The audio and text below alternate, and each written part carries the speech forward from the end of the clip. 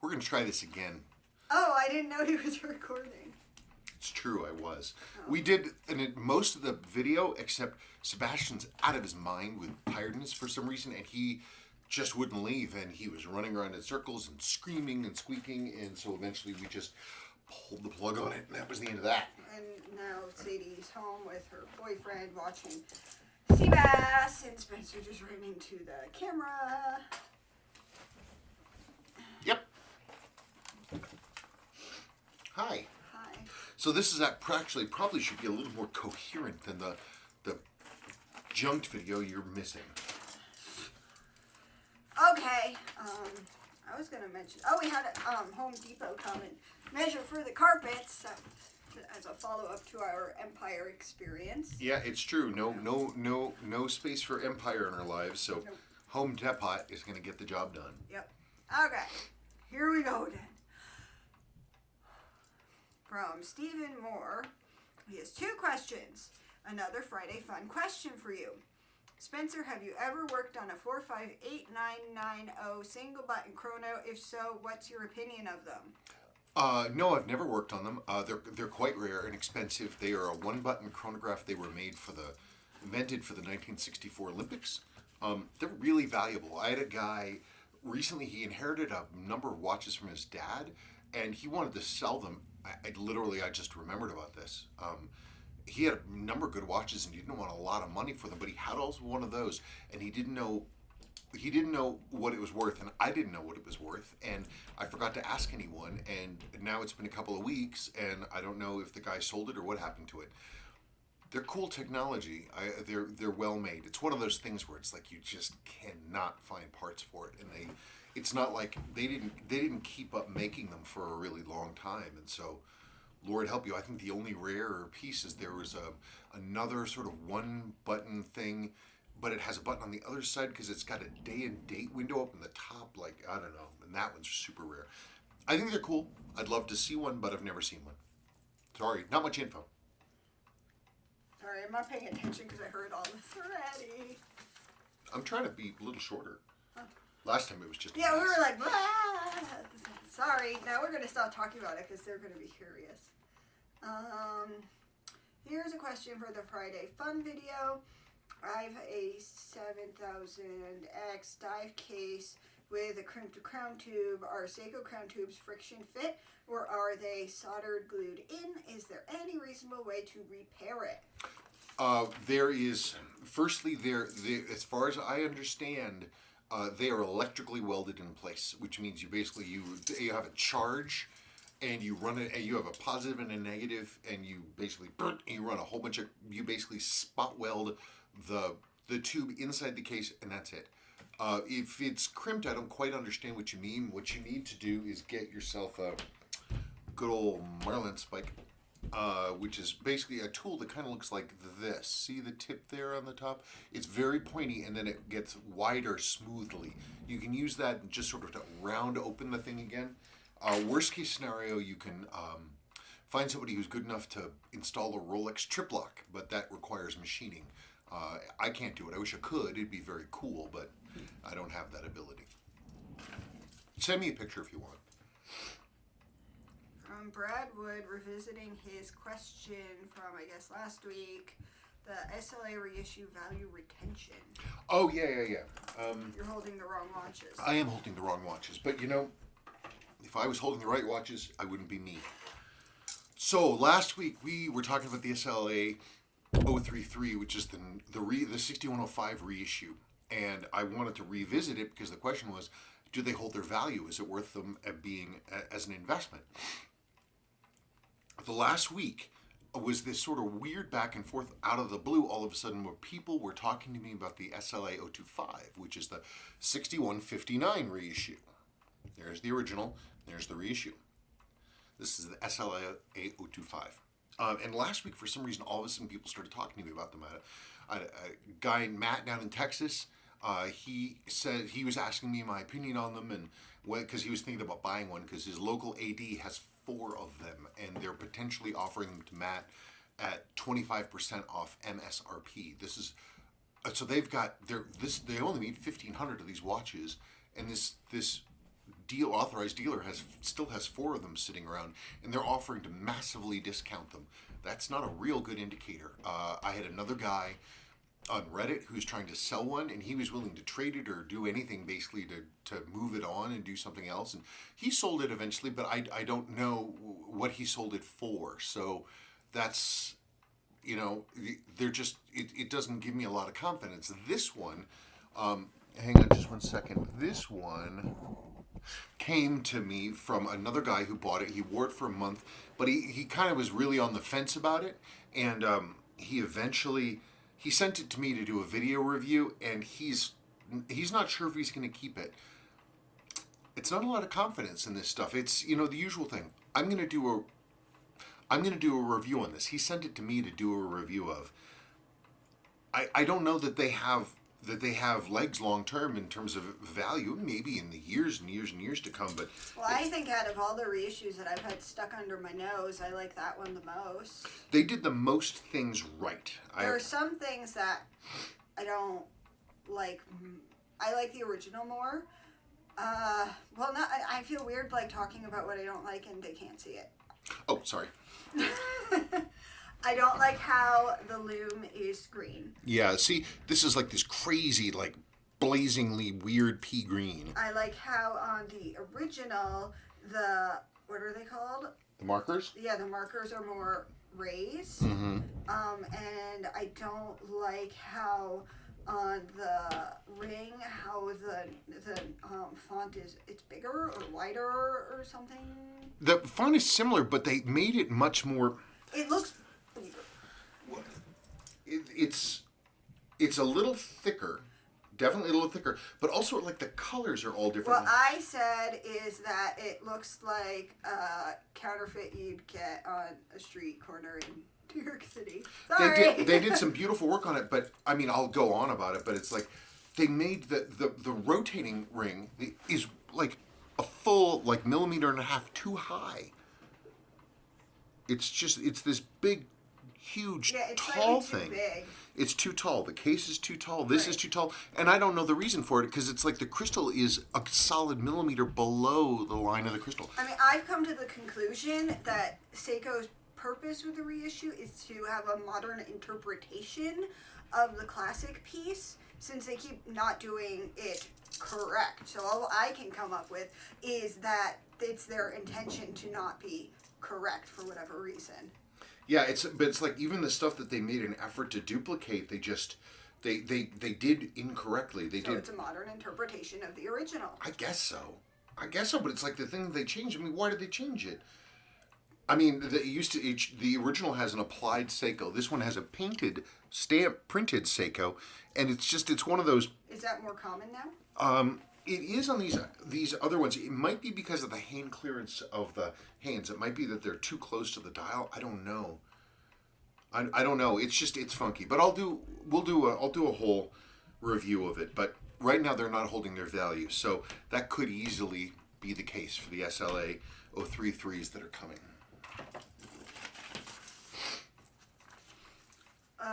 Okay, now we're talking about the root beer. That would be this watch. Is it true Clint gave his away to Bradley Cooper? Well, I've read that rumor. I don't know that it's true. Mr. Cooper has some money. I think it's possible he might have bought his own. I don't know why Clint would have given his away, considering he wore it for so long, but you never know. I mean, Clint's character gave away the house to the church in Gran Torino. Yeah. I mean, and maybe that was semi-autobiographical. Maybe he gave it to Bradley Cooper. Why would he give it to Bradley Cooper? So he could impress Lady Gaga. See, we had this whole... I feel weird having the same conversation. I'm not, like, an actress. You're not an actress, but you don't like Lady Gaga. No, I don't mind Lady Gaga. I don't like Bradley Cooper. Oh, right. You don't like Bradley Cooper. I think Cooper. he's a blowhard, except when he... I like him as Rocket in Guardians of the Galaxy, but otherwise, I don't like him. I think he's blowhard. Onward and upward. Onward and upward. From Dude Man. Dude Man guy. Mr. Klein, would you explain the process you use to clean off the indices, please? Well, the number one tool for cleaning off things is Rotico. It's this soft clay-like material. Which will get stuck in your carpet and your kids will think it's Play-Doh. Yeah, it's true. Don't let kids play with this. You might be asking about 6105s. When there's like corrosion and stuff on the markers, that's a different piece of business. That requires me to use pegwood and chemicals, different chemicals to like neutralize and work against corrosion. And it's kind of a mixed bag. You got to be real careful with that stuff. And sometimes it works and sometimes it doesn't. And I could tell you about that, but I would probably lead you to do things like accidentally strip text off your dial, because the stuff I use will do that. You have to be very, very careful with it. I can get great results sometimes, and these days I mostly don't screw things up, which is nice, but boy, a long time ago, whew, I pulled some boners. That's what it's called when you do what? Okay, read the next question.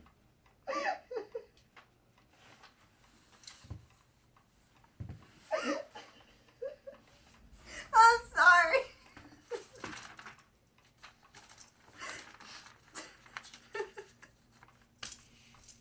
You're gonna have to cut out half of my laughing fit. Why? Because I don't know when I'll stop. Okay. Okay. From Saints McCastle. Hello, if that beautiful Rolex were mine, for sure I would keep it in my collection. A lot of people have been telling me that. It's super funky, because most of the Rolexes from this time, these GMTs, are going to be the all black, or they're going to have the two-tone insert or something else like that. But this one, it's, people people, they're so of their time, and for a long time people just couldn't handle them. It's like, this is like the watch equivalent of like a 1973 metallic green Cadillac Eldorado. It's a wacky watch, but it's beautiful. It's elegantly made, and a lot of people are really excited about it. It's at the top of the watches subreddit right now. I mean, it's the number one post. I posted a picture of it.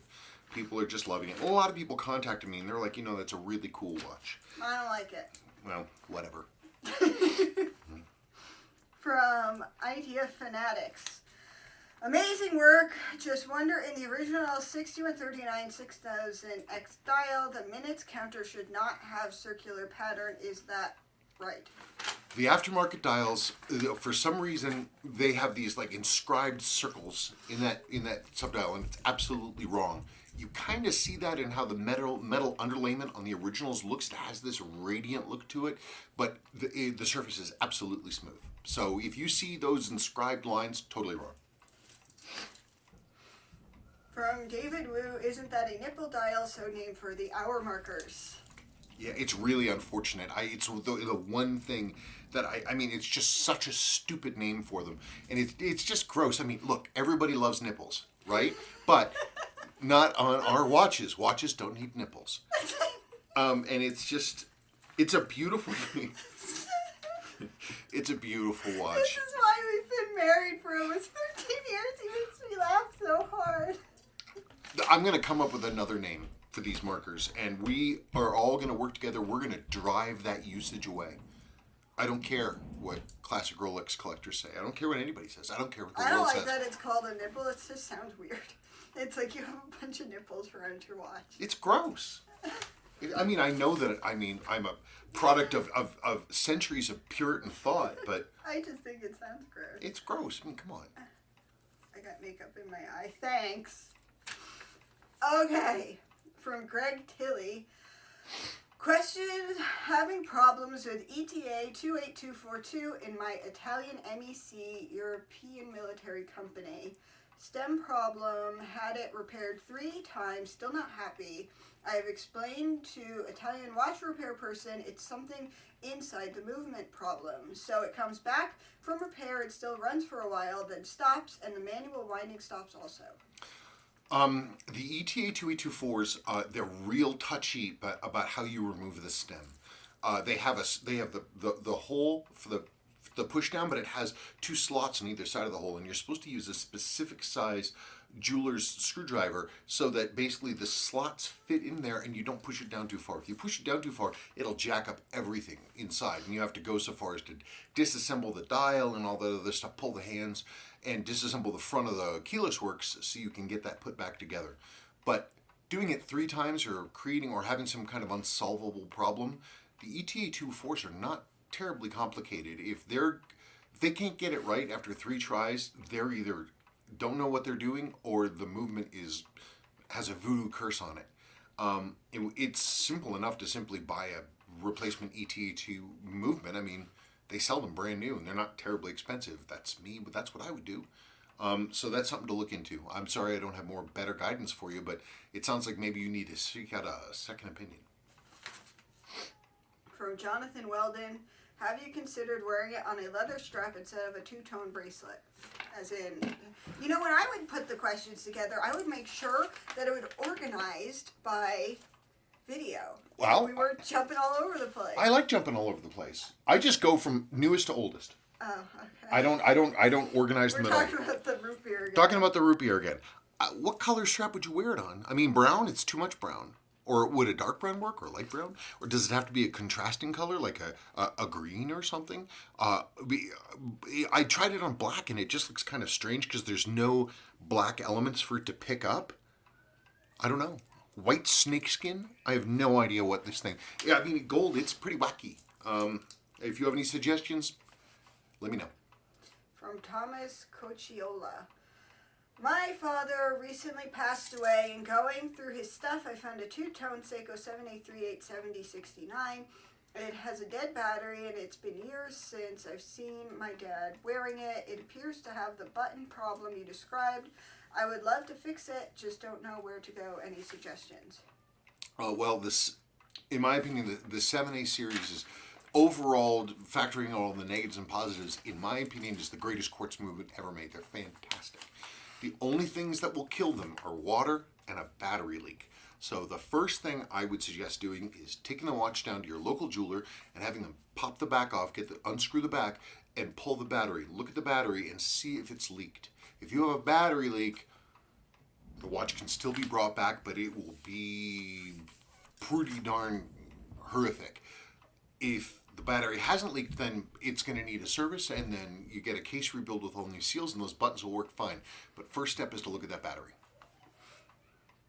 From Oscar Gustavo Arcos Ruiz, Sabrina is a devilishly funny lady. Today he's a devilishly funny lady. I am a devilishly funny lady. Thanks for all the knowledge, especially for the information about the Italian tunas. I had never heard of them. Neither had I. I don't think about it too much. They weren't made for very long. Why were they Italian? I don't remember. Because everything we know about Seiko is basically for the most part, is from observation. Seiko doesn't tell us anything. Mm-hmm. It's just that when people first started collecting these stuff in the dawn of the internet after they were made, people noticed that they tended to show up in Italy. Oh. And and so they were maybe an Italian only model, but we didn't. It's unknown. Oh, okay. From David P. Hi, I would be interested in hearing a bit more about the analog digital movements. I have several H357s and a couple of H557s. I have a soft spot for the 357 as I was gifted one for my 18th birthday back in '81. It was indestructible and my daily wearer for the next 19 years. It is still running, although in need of a service. How does 357 compare to the later 557, and what is the difference between the 557 and 558, other than that they went into very different watches? Thanks. As we said, you're wearing a hybrid right now. I happen to put it on. H for hybrid. Do you want it? Sure, why not? I don't care. It's so big. I mean, what I want to do is I'll do a yesterday's watch review today, and I'll go over the hybrid movements. They're cool. They are the 357 and the 557. They're completely different movements. These are all the these are H55s. These are 2 H556s and 1 H558. The differences are very minor. Like the length of the post that the alarm spring sits on, whether this is going to be longer than that one, and this one has guards coming out of the block, the spacer block the movement's built into, that has more support for the stem. These are smaller, a couple different things. The sevens, so these are H556s. The H557s are square. These are round units. The 357 is all square, and unlike this being built around sort of a plastic fiber spacer thingy, they're all metal. and they have no light. But they're cool. They're really nicely made. One of the James Bond, one of the main James Bond watches from the Roger Moore era is a 357. But I'm happy to do a video about them because they're cool. I'm busy. She's busy. I'm busy. Busy bee. Hey, well, look at Finney. He's busy. Finney's sleeping. He is. Okay, where was I?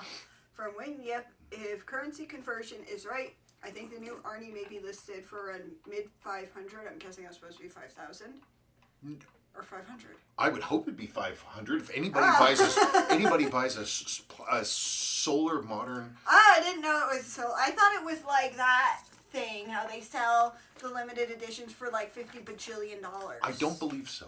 I don't know, but I don't believe so. I think it's going to be a regular issue. If it's $500 MSRP, that means that you'll be able to find them for like $300, $320. That's not bad. I'd look at one for that. I mean, what the heck? If it's 5,000, then they're smoking something fantastic over there. Whatever. Old Japan. From RO63 RTO, I think that's supposed to be Roberto. Italian tunas are more well known than you think. Why else would they command such a high price? Because people don't know them. They don't. I almost never hear about them. Nobody asks me about them. I would think that because there was not that big of a supply that then there weren't that many of them. I think they're hard to find. As for high price, I have no idea. I had one that was basically mint condition, and it took me like, gosh, it took me almost a year to sell that thing. They're just not seen very often. I mean, they're cool and everything. Most of the thing I ever heard about was people getting them when they were relatively cheap and harvesting the bracelets because people loved the solid metal 22 millimeter bracelets they came with. They put them on their tunas. But that's it. Other than that, I don't know that everybody knows about them, and I have no idea what the values are because I never see them for sale and nobody ever asked me for them. Okay. There we are. From Lane Edwards, you skipped me again, Sabrina. Actually, he's been doing I've been doing the questions, so I have other crap to do. Blame me. Info on the 1792, please. Oh, 1792? I don't know. It's a standard Seiko chronograph of the 7T series. They made 1 billion of them with all kinds of the different variations. They made some pretty, Seiko they've been a workhorse for Seiko for decades now. I think they introduced them in the 90s? They're very standard. They have plastic gears. They have plastic trains. They have an alarm feature. I don't know. There's not much to say about them. I don't work on them. They're considered by some to be a disposable movement. There are some models that are really cool, but Seiko, it's just a basic workhorse, and they put 1 million of them in different watches. That's not much of an answer, but that's all I've got. From Steve Jones, Sabrina looks cool with braces. Thank you, because I think I look like an idiot. And she hates them. And I hate them. I don't know how I'm going to last 2 years. I've had them for over a week, and they're driving me crazy. They don't hurt anymore. Oh, wait, that's the next thing. From TAC178. My mouth hurts. My throat hurts. Looks at Sebastian. My ears hurt. Priceless. Yes. That's our lives. Well, my teeth don't hurt, and I don't know about his throat. No, my throat's fine. Okay. And I feel Sebastian's outside. He is. Thank goodness. God, the last video we made, it was just intolerable. We're pretty accustomed to ignoring Sebastian and his squeaking, but this was you guys would have just boycotted us.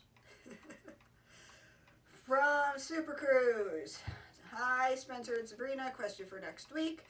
Do you do any whole jewel replacement work on main plates or bridges? I know this is a very specialized skill requiring special tools such as a Bergeron or Horia jeweling press. You may recall I'm restoring a 70176010 speed timer and found out I have a bad center wheel bridge jewel. The jewel has damage and finding a new bridge has been impossible.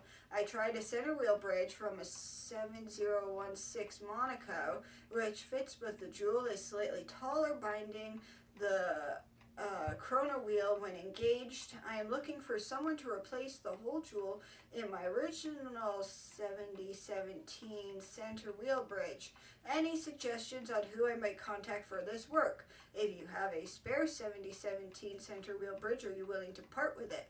I would gladly pay what you are asking for the part to help me out of a bind. Thank you for your reply. John, P.S. I purchased a new crystal from you for this watch a few weeks back. Cool. I'm gonna have to look at the parts. I have some Junker 7017s, not a lot, but You don't sell parts. not really. I mean, for something like that, I work on them so rarely. And you say it's a little higher. Are you sure you don't have the clearance slightly off? Like I use a Zeitz crystal press, and it has a fractional like micrometer setting where you can change how the depth that you're pushing down to give it like a fraction of a millimeter just to change the depth just a little bit. Have you taken a digital caliper to the jewel, the old jewel and the new jewel? Have you ascertained that one is different than the other? That's the first thing I would check. The next thing is to actually find the part number if possible, and see if they're different. That's going to be kind of tough. I will make a note of it, and I will look and see what I have. But that's the first thing I would do is make sure those are actually different jewels. Because Seiko, for center wheels and stuff like that, they really liked commonality, and they didn't tend to use a whole bunch of different ones. Okay, well, that's not much of a help, but I'll do what I can. That's it. Wow. What? The first video went on forever because we kept having to fight with Sebastian. Yes, and this is, I don't know, gonna be half an hour. Yeah, if that. Okay. All right. I have to go rescue Sadie and her boyfriend from. And I have to make pizza. I have to make the dough. Oh, you have to make the dough. She has to make the dough. Then I'm going to make pizza. Okay, well, that's it. Well, happy Friday. Look for the yesterday's watch review today video about the SLA-025, which is here. And also I'll do a video about the hybrid movements, the H movements. Those are pretty cool. And I don't know, that's about it. But thank you, as always, for your questions and watching and all that stuff. And, man, that's it. Okay, goodbye. Yep. Bye.